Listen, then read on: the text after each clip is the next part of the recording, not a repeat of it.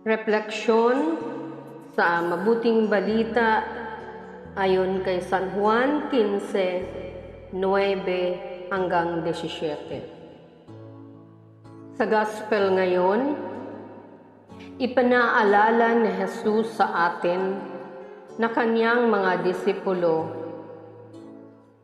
na hindi tayo ang pumili sa atin, kundi siya ang pumili sa atin upang magmisyon. At ang nais niya ay mamunga tayo.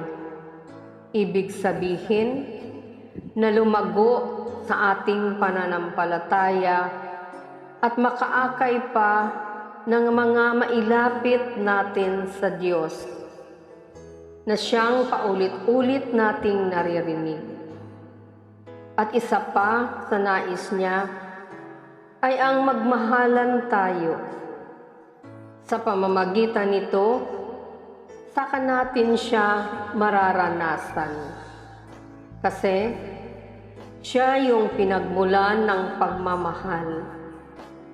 At ito yung ibahagi natin.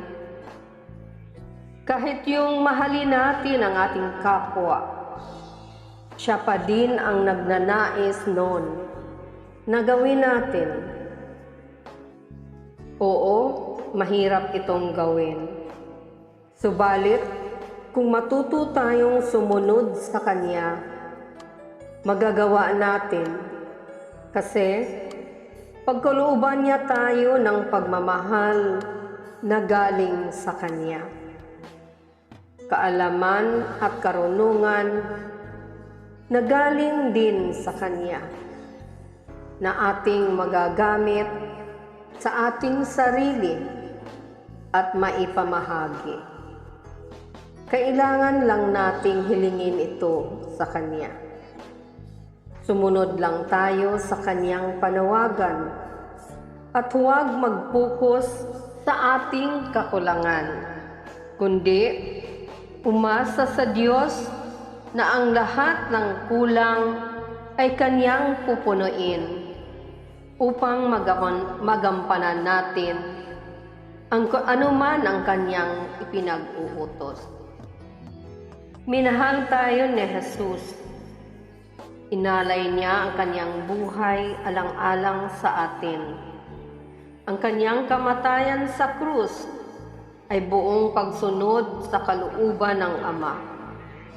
Huwag kang gumanti kahit ikaw ay pagmalupitan dahil ipinahayag mo ang katotohanan at katarungan.